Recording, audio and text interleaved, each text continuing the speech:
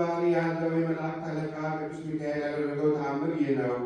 ልመናው አማላጅነቱ ከእኛ ጋር ይሁን ለዘላለሙ አሜን። ቸር እግዚአብሔርን የሚፈራ አንድ ሰው እንደነበረ ተነገረ። ለድሆችና ለችግረኞች ቸርነትን ያደርግ ነበር። ሁልጊዜ በመላእክት አለቃ በቅዱስ ሚካኤል ስም ለሰው ሁሉ በጎ ነገር ያደርግ ነበር።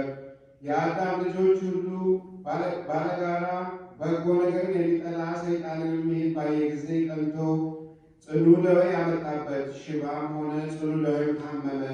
ይህም ሰው ደዌው ስለጸናበት ሁልጊዜ ይጮህ ነበር። ከደዌውም ጽናት የተነሳ ከተኛበት መነሳት ተሳነው።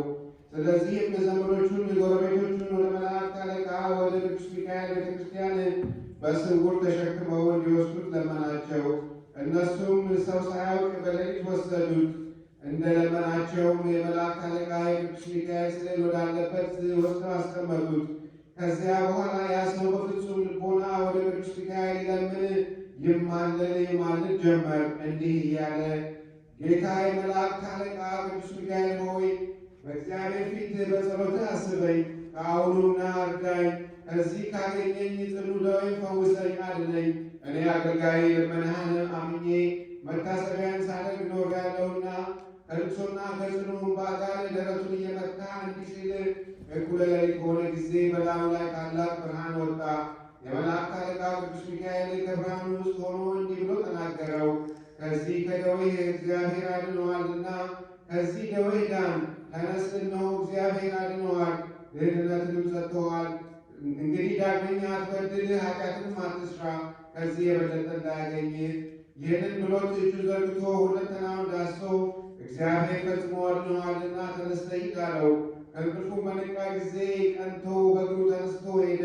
የመላእክት አለቃ የቅዱስ ሚካኤልን ፈጣሪ እግዚአብሔርን እያመሰገነ ከደዌውም ስለዳነ ፈጽሞ ደስ አለው። በፍጹም ደስታ ቃል እያመሰገነ በመላእክት አለቃ በቅዱስ ሚካኤል ስዕል ፊት ሰገደ። ሕዝቡም ሁሉ ይህን ታላቅ ተአምራት ባዩ ጊዜ የመላእክት አለቃ የቅዱስ ሚካኤልን ክቡር ገናናነት ፈጽመው አደነቁ። ተአምራቱንም የነገሩ ምስጋና አበዙ።